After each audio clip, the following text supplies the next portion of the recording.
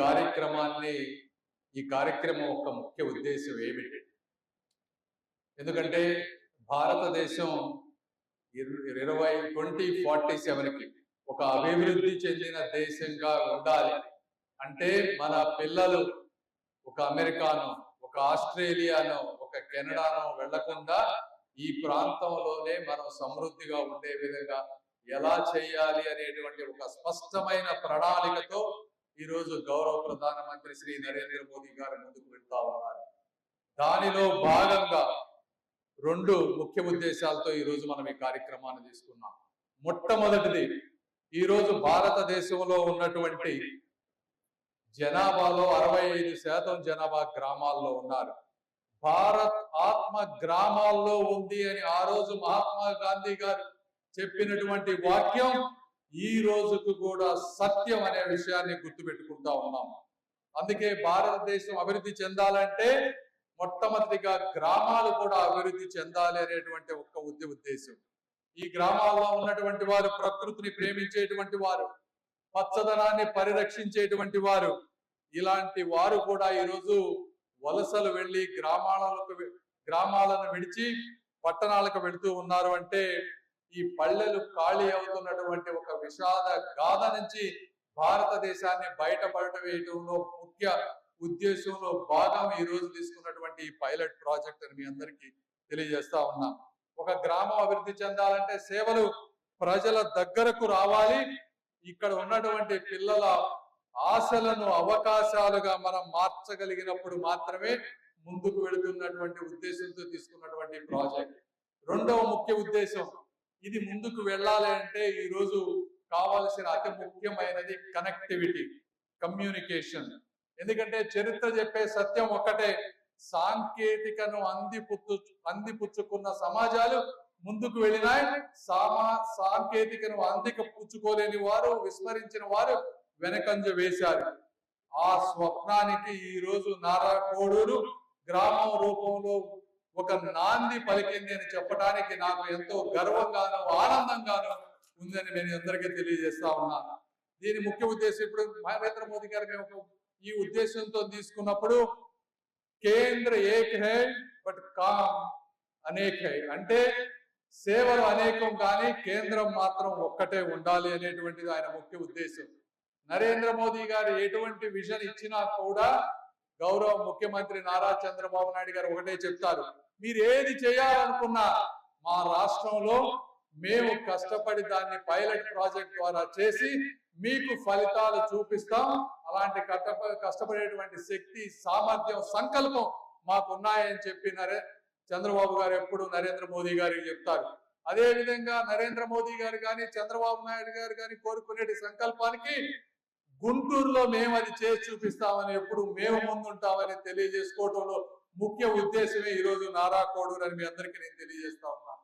మా cabinet minister Scindia గారు, నేను, అదే విధంగా ఈ వేదిక మీద కూర్చున్నటువంటి అనేక మంది అధికారులు ఎన్నో మీటింగులు పెట్టుకొని సమాలోచనలు చేసి ఎటువంటి సేవలు ఈ గ్రామాల్లో కావాలి అని 2 సంవత్సరాలుగా చేసిన ప్రయత్నమే ఈ రోజు మీ కళ్ళ ముందు కనిపెడుతున్నటువంటి సమృద్ధి కేంద్రం.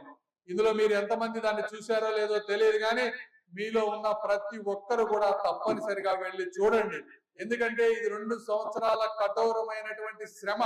ప్రభుత్వ సంకల్పం ఉన్నప్పుడు మాత్రమే సరిపోదు, ప్రైవేటు భాగస్వామ్యాన్ని కూడా మనం అనుకూలంగా చేసి సేవలు నిరంతరం క్వాలిటీతో ఉన్నప్పుడు మాత్రమే అవి 10 మందికి ఉపయోగపడతాయి.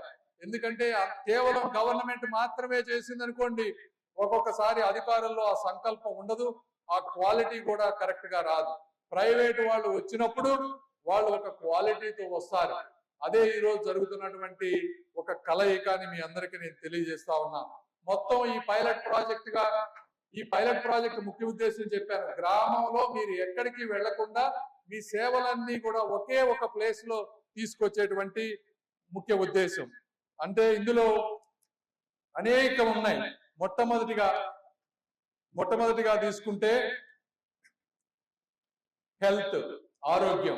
ఎందుకంటే ఆరోగ్యవంతమైన గ్రామమే అభివృద్ధి చెందినటువంటి గ్రామం.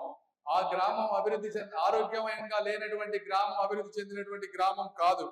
అంటే ఈ రోజు ఇక్కడ పెట్టినటువంటి టెస్టులు ఏవైతే ఉన్నాయో దాదాపు 60 టెస్టులు, మీ బీపీకి కానీ షుగర్కి కానీ రెగ్యులర్ ఎనీమియా బ్లడ్ టెస్టులు ఏవి కావాలన్నా 60 టెస్టులు మీరు అక్కడికి పోతే 10 నిమిషాల్లో చేసేటువంటి పరిస్థితి. బయట ల్యాబులతో పోలిస్తే కనీసం 30 నుంచి 50% రేటు తక్కువలో ఉండేటువంటి పరిస్థితి ఇక్కడ. ఒకవేళ ఆ టెస్టులు చేయడానికి ఒక ట్రైన్డ్ నర్సు ఉంటుంది. ఆ నర్సు ఆ టెస్టులు చూసుకొని మీ బీపీ షుగర్ చెక్ చేసి డాక్టర్ని కన్సల్ట్ చేసేటువంటి విధానం ఇందులో వచ్చింది. అంటే మీరు పట్టణాలకి బయటకు వెళ్తే మీకు ఒక్కోసారి టెస్టులు నిజంగా రాస్తారా, మీకు అవసరం లేకపోయినా రాస్తారా అనేటువంటి అపనమ్మకాలు లేకుండా ఇది ఒక పద్ధతి ప్రకారం చేసేటువంటి పరిస్థితి. అంటే మీకు ఉదాహరణకి ఒక డయాబెటిక్ అంటే షుగర్ టెస్ట్ చేయించుకోవాలంటే బయట 500 రూపాయలు అయితే ఈ కేంద్రంలో 350 రూపాయలకి మీకు షుగర్ టెస్ట్ వచ్చేటువంటి పరిస్థితి. అంటే 150 రూపాయల తక్కువలో మీకు ఉదాహరణకి చెప్తా ఉన్నాను, తక్కువ వచ్చేటువంటి పరిస్థితి. అదే విధంగా ఈ ఆరోగ్య కేంద్రంలో మనం ఈ గ్రామాల్లో చూస్తా ఉన్నాం, సడన్ గా పొద్దున్నే పెద్దవాళ్ళు హార్ట్ అటాక్స్ వచ్చి చనిపోయేటువంటి పరిస్థితి. హార్ట్ అటాక్ వచ్చినప్పుడు హాస్పిటల్కి వెళ్ళేటువంటి సౌకర్యం కానీ ఆ టైం కూడా ఉండదు. అందుకనే ఇమీడియట్ గా షాక్ ఇచ్చే విధంగా ఒక డీఫిబ్రిలేటర్, నేను కూడా డాక్టర్ అవ్వటం వల్ల నాకు నాలెడ్జ్ ఉంది కాబట్టి ఒక కేంద్రంలో ఒక డీఫిబ్రిలేటర్ ని పెట్టాము. అక్కడ ప్రతి వీధిలో ఎవరు అయితే వాళ్ళ తల్లిదండ్రులు కానీ మిగిలిన వాళ్ళు చనిపోకుండా ఉండాలి అని అనుకుంటారో మీరు అది ఒక్కసారి ట్రైనింగ్కి వెళ్ళి ఆ డీఫిబ్రిలేటర్ ని ఎలా వాడాలో నేర్చుకుంటే మీరు ప్రేమించే వ్యక్తుల్ని ప్రాణం పోసినటువంటి వాళ్ళు అవుతారు. ఒక్కొక్క వీధిలో ఒక్కొక్కళ్ళు నేర్చుకోండి, వాళ్ళు నేర్పిస్తారు. దాదాపు 1,00,000 రూపాయలు అయ్యేటువంటి మిషన్ అందరూ ఇళ్లలో పెట్టుకోలేరు కాబట్టి మీరు అది నేర్చుకుంటే మీ గ్రామంలో వాళ్ళు బతుకుతారు. అదే విధంగా ఈరోజు ఇంకొకటి, ప్రతి ఇంట్లో మనం ఈరోజు ఈ టెస్టులు క్వాలిటీ ఉంటాయా లేదా అనేది ఇంకొకటి. ఎందుకంటే ఇక్కడ గ్రామంలో ఉన్న వాళ్ళు ఆల్రెడీ కొంతమంది చెక్ చేయించుకున్నారు, బయట ల్యాబులతో చెక్ చేయించుకొని, ఎందుకంటే మన ప్రాంతం వాళ్ళు తెలివైన వాళ్ళు 2 చెక్ చేసుకొని చూస్తే 2 కరెక్ట్ గా ఉన్నాయని చెప్పారు. నాకు ఆనందంగా ఉంది. మా ఆఫీస్ వాళ్ళు కూడా వచ్చి ఇక్కడ టెస్టులు చేయించుకుంటే వాళ్ళ టెస్టులు కూడా కరెక్ట్ గా ఉన్నాయి. కాబట్టి టెస్టులు అన్ని కరెక్ట్ గా పనిచేస్తా ఉన్నాయి, మీకు తక్కువ రేటుకు వస్తుంది. కాబట్టి మీరు అందరూ ఆ అవకాశాన్ని వాడుకోండి.